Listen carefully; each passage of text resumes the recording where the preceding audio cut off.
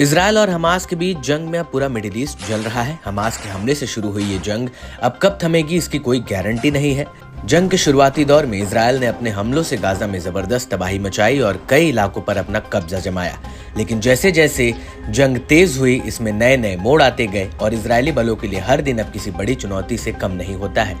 और IDF Gaza के जिन इलाकों से आगे बढ़ चुकी थी, उसे आज फिर वहीं पर आकर हमास और उसके प्रतिरोधी गुटों का सामना करना पड़ रहा है। और इसी कड़ी में इजरायली मीडिया ने इजरायली कब्जे वाले इलाकों में हताहतों की सूचना दी है, जिसमें एक उच्च रैंकिंग अधिकारी भी शामिल है, जिसे इजरायली कब्जे वाले बलों ने शुक्रवार देर रात दक्षिणी वेस्ट बैंक में अल खलील के पास गुश एट्जियन और करमेइड जूर बस्तियों को निशाना बनाकर हमला किया गया। वहीं इस हमले को लेकर इजरायली सेना ने कहा है कि गुश एट्जियन में 2 सुरक्षा घटनाएं हुई और इस बात पर जोर दिया कि ऑपरेशन को अंजाम देने वाले स्वतंत्रता सेनानी मारे गए।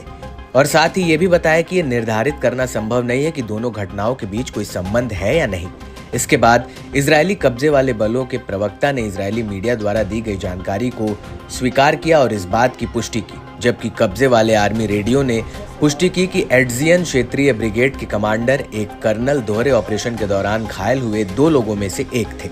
इसके अलावा इजरायली अखबार येदियोत अहरोनोत ने इजरायली सुरक्षा एजेंसियों का हवाला देते हुए बताया कि अपराधियों ने रूट 60 पर 2 कारें चलाई, जिनमें से एक गश एट्जियन में एक गैस स्टेशन की ओर जा रही थी और दूसरी कारमेइद जूर की ओर।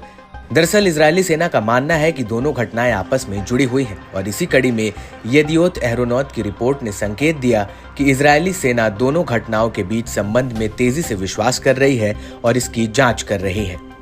वहीं इजरायली चैनल कान ने बताया कि कार जो करमेइद जूर में घुसी थी उसमें बम लगा हुआ था और बस्ती के अंदर विस्फोट हो गया। हालांकि ऑपरेशन के बाद इजरायली मीडिया ने बताया कि इजरायली कब्जे वाले बलों ने अल खलील प्रांत पर घेराबंदी कर दी थी और करमेइद जूर बस्ती में अतिरिक्त बलों की तैनाती की घोषणा की। साथ ही क्षेत्र में तलाशी अभियान भी चलाए गए। इजरायली मीडिया ने बताया कि हेब्रोन ब्रिगेड के कमांडर ऑपरेशन के स्थान पर पहुंचे और एक फील्ड ऑपरेशन रूम की स्थापना का खुलासा किया,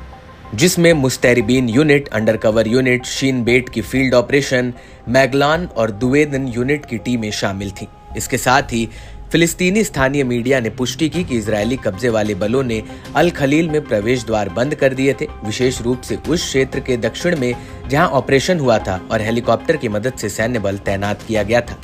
हालांकि दोनों ऑपरेशन के कुछ घंटों बाद हमास की सैन्य शाखा